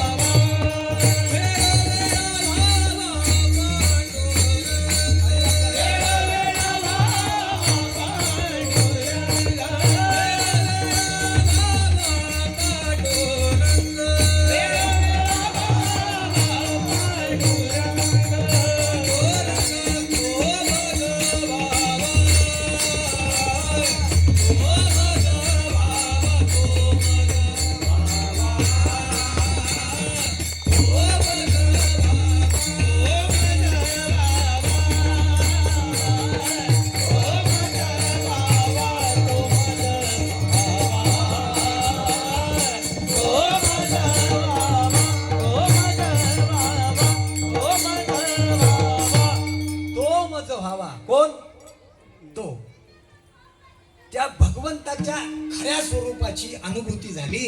ज्ञानोबाराय ती भावना व्यक्त करतात. तो मज भावा, तो मज भावा, वेळोवेळी व्हावा पांडुरंग.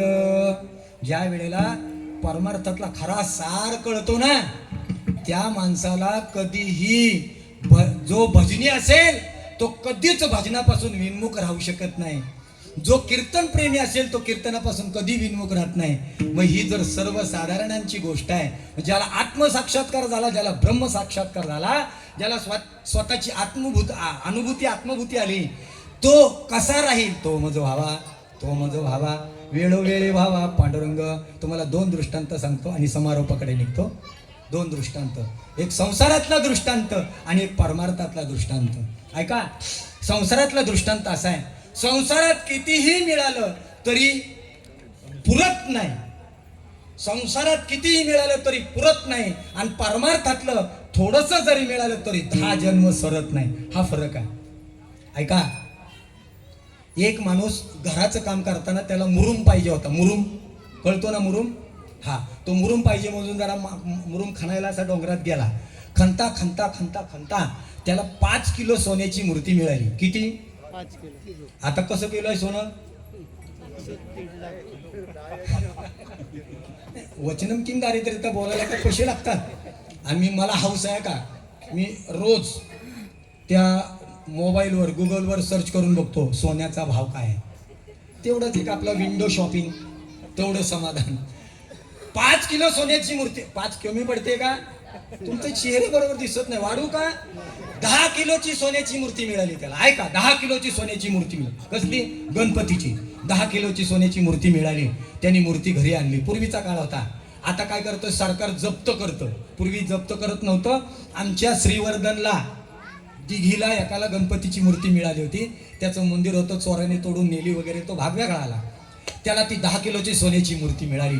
घरी आणली, स्वच्छ धुतली आणि पाटावर बसवली. पाटावर बसवल्यानंतर लोकांना कळली. लोक धावायला लागले. कसं? गणपती दूध पितो. आठवलं का? तो गणपती दूध. लाईनच लागली बुवा. गणपती मिळाला, गणपती मिळाला, गणपती मिळाला, सोन्याचा मिळाला, सोन्याचा. लोक लाईनीत आले, बारीच लागली वा, उभी राहिले सर्व. आता हा याला मूर्ती मिळाली, हा मूर्ती त्यांनी धुतली आणि त्या मूर्तीकडे बघतोय आणि ढासाढासा रडतोय. लोकांना वाटलं काय दशा प्राप्त झाली हो, याला असं वाटतं जीवनाचं सार्थक झालं. लोक दुर्लक्ष करत होते, हा रडतोय व सारखा रडतोय, डोळ्यातून अशी धार लागली अश्रूची. आमच्यासारखा एक कीर्तनकार गेला, लय आवली असतात खाजवून खरूच काढणारे, त्याच्याकडे गेला आणि त्याला विचारलं, अरे एवढी लाईन लागली, तुला 6 किलो गणपतीची मूर्ती, 10 किलो गणपतीची मूर्ती मिळाली, आता 1,50,000 रुपये तोळा आहे, 10 किलोचं कॅल्क्युलेशन घरी जाऊन करा, 10 किलोची सोन्याची मूर्ती मिळाली, तू का रडतो रे, तुला का रडतोस? म्हणाला एवढी लोक होती हो, कोणी विचारलं नाही मला, माझं दुःख फक्त तुम्हीच जाणू शकता. अरे पण दुःखाचं कारण सांग ना, का रडतो तू? आनंदाश्रुत नाही हो. अरे मग का रडतो? काय नाही. म्हणाला महाराज जरा निरखून बघा. बोलो काय? त्या गणपतीचा जो मूर्ती होती ना, त्याला पाट असतो खाली, त्या पाटावर खाली लिहिलं होतं, ही गणपतीची 10वी मूर्ती आहे, गणपतीची 10वी मूर्ती. मग तू रडतो का? 9 मूर्त्या कुठे गेल्या? अरे म्हणजे त्या सर्व तुला पाहिजे होत्या का? याला म्हणतात संसार. विठ्ठल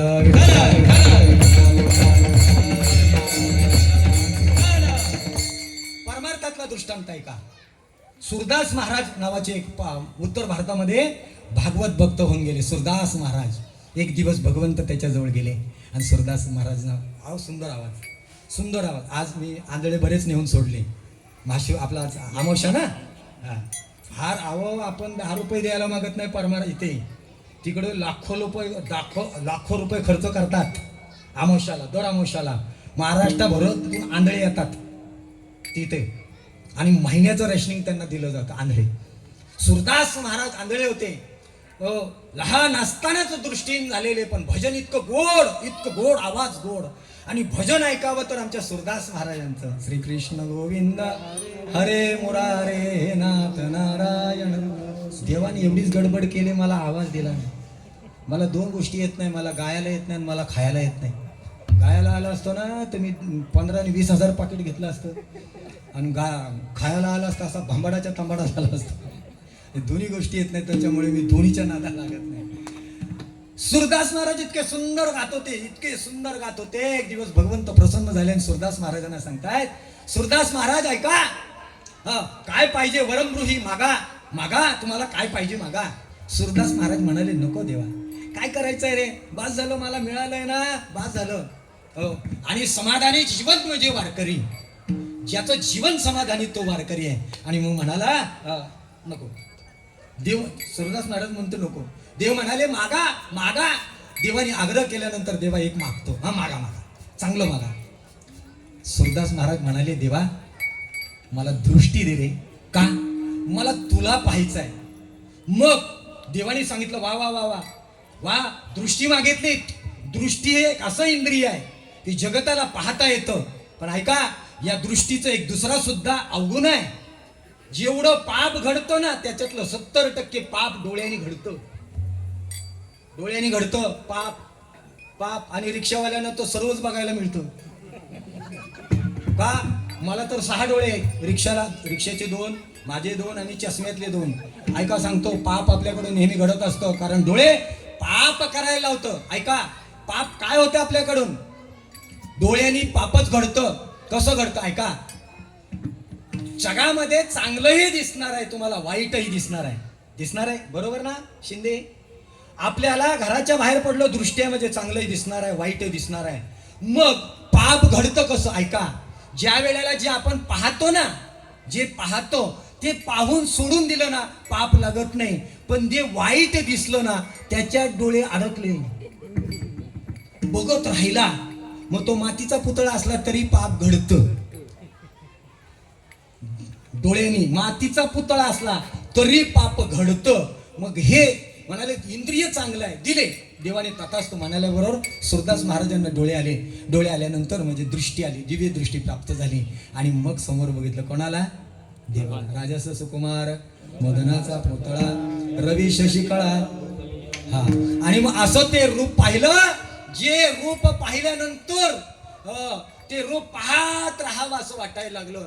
एक 5-10 मिनिटाची समाधी त्या सूरदास महाराजांची लागली आणि 5-10 मिनिटानंतर शुद्धीवर आले आणि म्हणतात देवा आणखीन एक मागू का रे.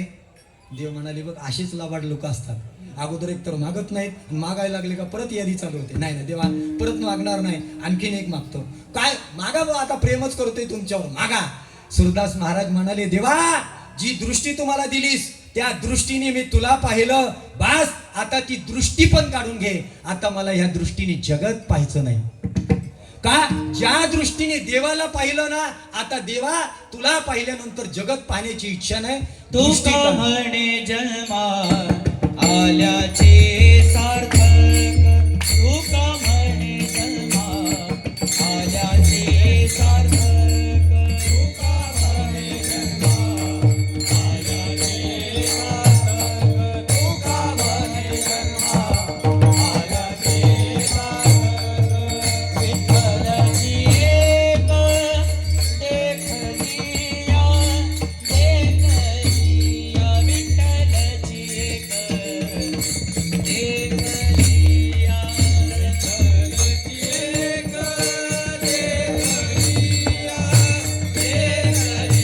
देखलिया, देखलिया विठ्ठलाची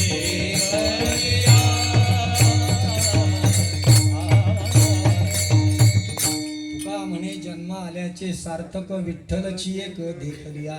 ते खरा जन्माचं सार्थक. म्हणून ज्ञानोबाला सांगतात तो मज व्हावा, तो मज व्हावा, वेळोवेळी व्हावा पांडुरंग. तो कोण? विठोबा.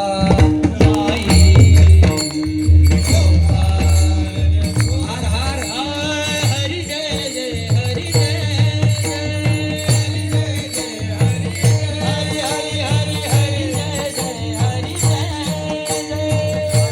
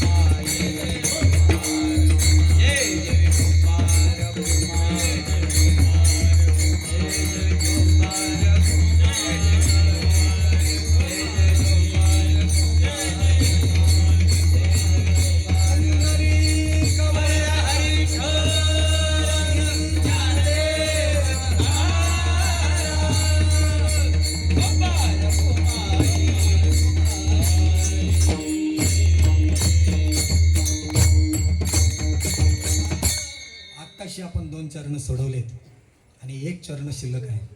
तुमच्या सर्वांचे चेहरे बघितल्यानंतर मला वाटलं 11 वाजेपर्यंत कीर्तन करायला हरकत नाही. अर्ध्यांचे चेहरे पडलेच. असू द्या. हार घातलाय. हार आपल्याला किती वेळा घातला जातो? हा, हार किती वेळा घातला जातो? किती वेळा? 2 वेळा ना. पहिल्यांदा कधी? लग्नामध्ये. आणि दुसऱ्यांदा हा जाताना. दोन्ही वेळेला आपण जागेवर नसतो. दोन्ही वेळेला. मेल्यानंतर काय जागा? तुम्ही हार घाला नाही तर काही करा, सादरी घाला, काय काय काय काय बाबा. जिवंतपणी तुकडा घालत नाहीत आणि मेल्यानंतर हे मोठे मोठे हार. आणि जिवंतपणी हार कधी? कधी लागणार. तेव्हाही जागेवर नसतो. वर मान करून करून बघतो तीच आहे का बदली झाली, तीच आहे का बदली झाली. वर मान करून करून बघतो. आणि एक सांगू का, आपुले मरण पाहिल्यानं डोळा तो झाला सोहळा अनुपम. जिवंतपणी इतके हार आपल्या गळ्यात पडतात. हा मरणाचा सोहळा आहे. असं द्या. 2 चरणावर बोलण्याचा प्रयत्न केला. 3रं चरण अति महत्वाचं आहे आणि ते फलाचं चिंतन आहे. फल म्हणजे काय? म्हणजे काय मिळवलं पाहिजे, कोणामुळे मिळालं, असं सिद्धांत या चरणामध्ये आहे. कुठल्या? शेवटच्या चरणात. काय शेवटचं चरण? बाप रखुमा देवी वरू नवी संभे सर्वथा बाप रखुमा देवी वरू नवी संभे सर्वथा बाप रखुमा देवी वरू नवी संभे सर्वथा बाप रखुमा देवी वरू नवी संभे सर्वथा बाप रखुमा देवी वरू नवी संभे सर्वथा बाप रखुमा देवी वरू नवी संभे सर्वथा बाप रखुमा देवी वरू नवी संभे सर्वथा बाप रखुमा देवी वरू नवी संभे सर्वथा निवृत्तीने तत्वता सांगितले निवृत्तीने तत्वता सांगितले ओ माझा भावा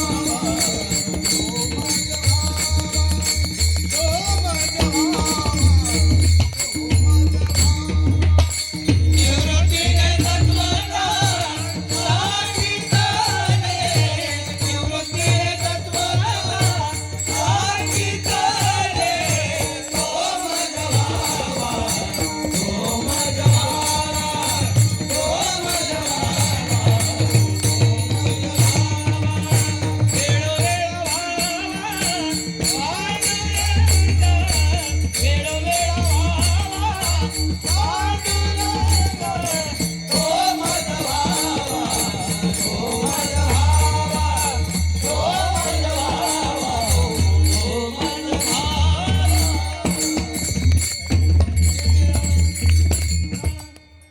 सिद्धांत अति महत्वाचा आहे. बाप रखमा देव न विसंबे सर्वथा विसरणार नाही. कोणाला? त्या तत्वाला विसरणार नाही. का? निवृत्तीने तत्वता. माझ्या श्री गुरूंनी मला तत्व सांगितलं, त्या तत्वाचा बोध माझ्या अंतःकरणात झाला, माझी वृत्ती निवृत्ती झाली आणि म्हणून मी आता विसरणार नाही. निवृत्तीने तत्वता सांगितलेली वास्तविक.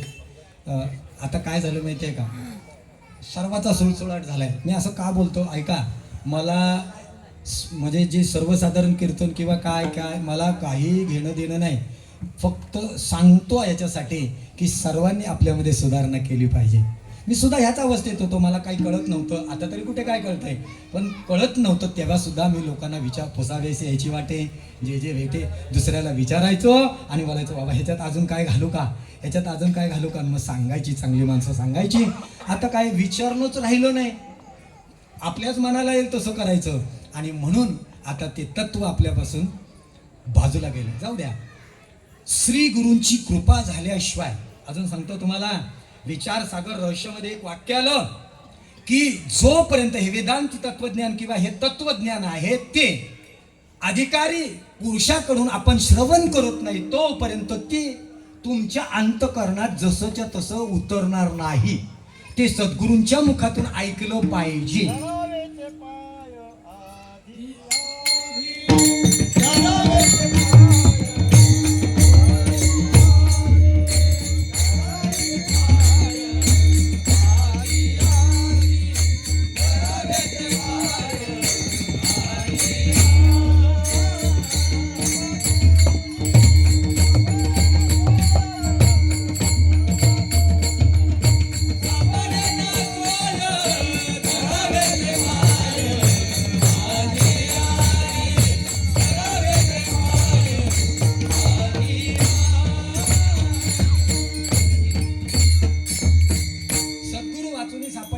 धरावेचे धरावे ते पाय आधी आधी. ऐका, आपलं धर्मशास्त्र असं सांगतं सद्गुरू कसे असले पाहिजेत.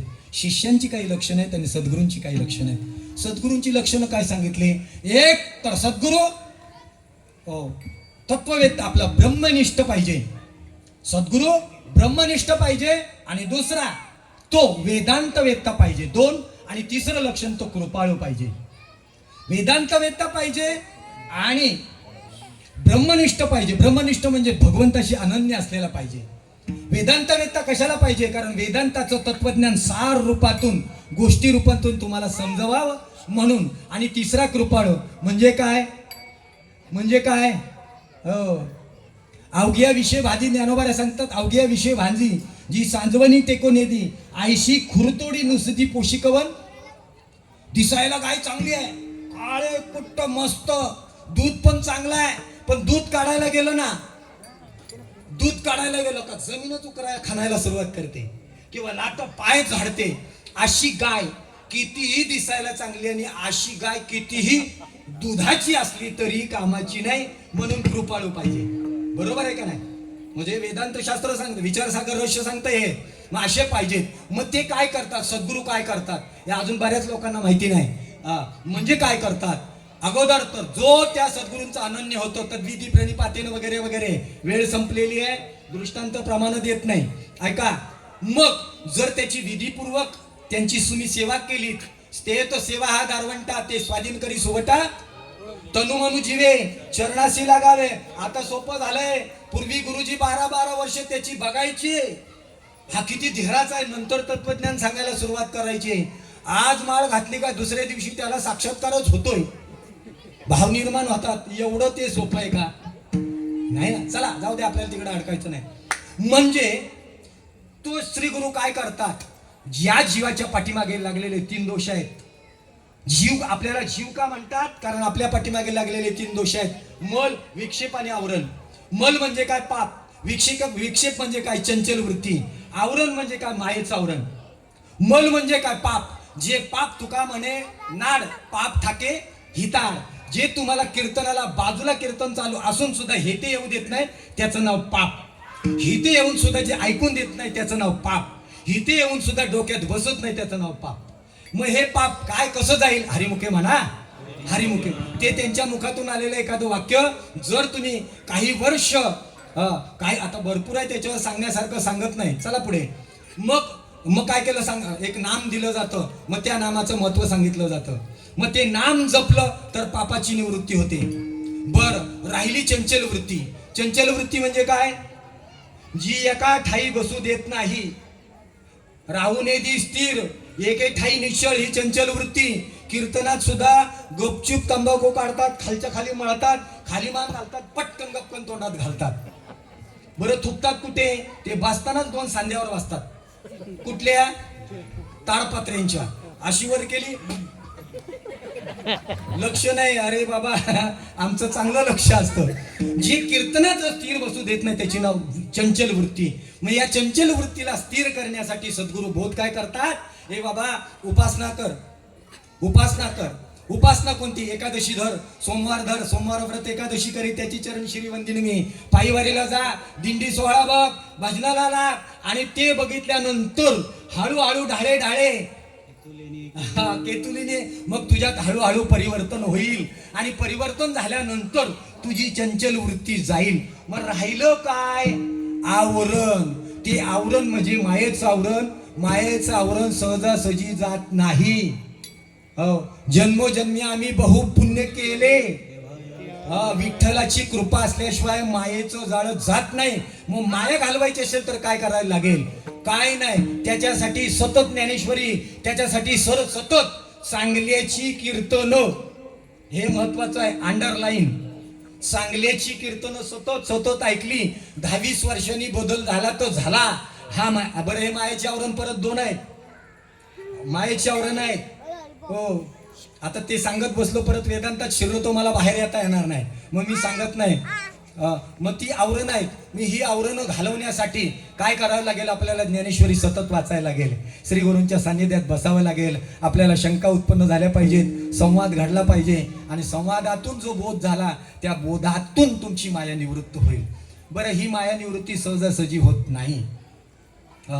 माया निवृत्ती सहजासहजी होत नाही. मग ती करण्यासाठी काय केलं, एक दृष्टांत देतो, नंतर सांगतो, ऐका. माया निवृत्ती, ज्ञान प्राप्त होत नाही. ज्ञान म्हणजे काय, अज्ञान म्हणजेच ज्ञान आहे. लोक काय बोलतात, मला काय कळत नाही. मला काय कळत नाही ना, हेच ज्ञानाचं लक्षण आहे. मला काय कळत नाही हेच ज्ञानाचं लक्षण आहे. ज्ञान म्हणजे ज्ञानाच्या दृष्टीने अज्ञान जगतात नाही. अज्ञान जगतात नाही म्हणजे ज्ञान. ते ज्ञान सुद्धा 2 पद्धतीचं आहे, एक परोक्ष आहे, एक अपरोक्ष आहे. परोक्ष अपरोक्ष सांगतो आणि थांबतो. ऐका, परोक्ष म्हणजे काय, परोक्ष म्हणजे ऐकून ज्ञान, आपलं सर्वांचं ऐक, माझ्या सकट सर्वांचं ऐकून ज्ञान आहे, परोक्ष ज्ञान आहे. अपरोक्ष ज्ञान म्हणजे काय, स्वतःला आलेली अनुभूती. कशी ती सांगतो. विचारसागर रहस्यमध्ये आता मी सांगतोय सारखा विचारसागर सांगण्यासारखं खूप आहे त्याच्यात म्हणून सांगतो. ऐका, त्या विचारसागर रहस्यामध्ये एक दृष्टांत आला. 10 मुलं फिरायला निघाली. कुठे? देशाटनाला निघाली होती. आणि पूर्वीचा काळ 10च्या 10 मुलं तरुण 25-30 वर्षाची 10च्या 10 मुलं निघाली आणि रात्रीचा प्रवास होता. रात्रीच्या प्रवासामध्ये एक नदी आडवी आली. पूर्वीच्या नद्या मोठ्या होत्या, आता त्या छोट्या झाल्या. नदी जायचं कसं जायचं? रात्रीची वेळ आहे, नावाडी नाही, नाव नाही, पण पट्टीचे पोहणारे त्या काळातली पोरं स्विमिंग पूल मध्ये तयार झालेली नाही. पट्टीचा पोहणारा बघायचा कुठे माहितीये का? ज्या वेळेला नदीला पूर आलेला असतो त्या वेळेला बघायचा त्याला. हो, जो पूर आलेल्या नदीतून पण पलीकडे पोहून जातो, ती पोहण्याची जाऊ दे, मी तिकडे अडकत नाही. ऐका, ती पोहणारी पट्टीची होती. 10च्या 10 जणांनी कपडे काढले, नदीत उड्या मारल्या, पलीकडे गेले. पण त्यांच्या मुलंच होती ती. त्यांच्यात शंका आली, रात्रीची वेळ आहे, आपण 10 जण आलोय, आपल्यातला एखादा राहिला असला तर, एखादा बुडाला तर शंका आली. आणि शंकेला समाधान नसतं. मग त्यांनी विचार केला, रात्रीचा अंधार, आणि मोजायला सुरुवात केली. एकाने मोजायला सुरुवात केली. काय? 1 2 3 4 5 नाही 1 2 3 4 5 6 7 8 9 9 मोजली. आणि 9 मोजल्यानंतर तो रडायला लागला. बोलतो, आपल्यातला 10वा मेला, 10वा गेला, 10वा मेला. दुसरा म्हणाला, ए शान्या गप, पहिलीमध्ये 4 वर्ष होतास तू, एवढं तुझं गणित पक्क. हो बाजूला, तुला मोजता येत नाही, मी मोजतो. मग त्या शहाण्याने मोजायला सुरुवात केली. 1 2 3 4 5 6 7 8 9. आणि परत बोलत, अरे खरंच गड्या, आपल्यातला 10वा नाही गेला. 10वा कुठे गेला? 10वा कुठे गेला? प्रत्येकाचा समज असा झाला, 10वा मेला. आणि मग ती लागली रडायला. आणि रडण्याचा आता ते काय, कावळा आणि कोकिळा दिसायला दोघी काय काळीच आहेत. पण कावळ्याचं रडणं म्हणजे पुरुषाचं स्वर, आणि कोकिळा म्हणजे इकडे काय गायला लागल्या तर एका स्वरात गातात.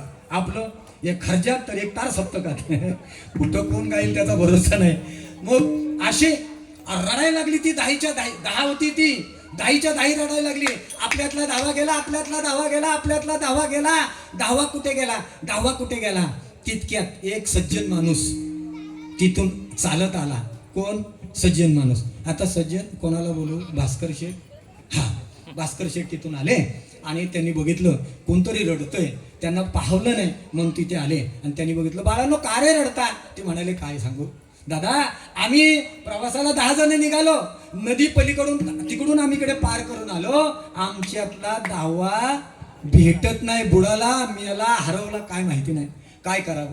आता भास्कर शेठ हुशार होते, त्यांनी 10च्या 10 जणांना उभं केलं आणि मग मोजायला सुरुवात केली. मनातल्या मनात गणती केली. 1 2 3 4 5 6 7 8 9 10 आहे. ते म्हणाले, अरे बाळांनो, रडू नका, रडू नका, 10वा आहे, 10वा आहे, 10वा आहे. आता रडणारी मुलं रडत बसतील का? 10वा आहे कळल्यानंतर ती हसायला लागली. 10वा आहे ना, 10वा आहे, जिवंत आहे, मेला नाही, नाही बुडाला, नाही बुडाला. मग 10वा आहे म्हणजे याला म्हणतात परोक्ष ज्ञान. 10वा आहे हे कळालं, पण कोण आहे कळालं नव्हतं. मग म्हणाले 10वा आहे ना, मग तो कुठे आहे? भास्कर शेठ असे उभे राहिले, सर्वांना उभं केलं आणि पहिल्याचे भास्कर शेठ मी बघितलेले, त्यांनी मला बघितलं, मी त्यांना बघितलंय. भास्कर शेठ पहिल्यातले उभे राहिले, अशी जरा सादऱ्याचा बाही अशी वर केली उभी, सर्वांना अशी उभं केलं. 1 2 3 1 2 3 4 5 6 7 8 9 आणि 10वा राहिला होता. 10वा कोण? असा बाया वर करून एक काना खाली वाजवले. 10वा तू. आता 10वा मी आहे. कळालं कधी? 10वा हरवला, रडत होते. 10वा आहे कळलं कधी? अपरोक्ष ज्ञान. 10वा आहे हे कळलं म्हणजे परोक्ष ज्ञान, आणि 10वा मीच आहे हे कळलं म्हणजे अपरोक्ष ज्ञान. तो मी आहे, तो मी आहे, तो मी आहे, तो मी आहे, तो मी आहे. मी वासुदेव तत्वता, कळो येईल विचारिता, आहे ठाऊक सभाग्य संता, दुजा नाही आणि क मागुता गा. मग तो वासुदेव मी आहे, तो मी आहे. अहम ब्रह्मासी, अयमात्मा ब्रह्म किंवा सच्चिदानंद जे ब्रह्म आहे ते मी आहे, अशी अनुभूती आली. हे याला तत्व म्हणतात. ती अनुभूती अपरोक्ष ज्ञानाने प्राप्ती झाली. तो मी आहे, तो मी आहे, तो मी आहे, आणि तो मी प्राप्त होणं निवृत्तीने तत्वता सांगितली ज्ञानेश्वर माऊली ज्ञानराज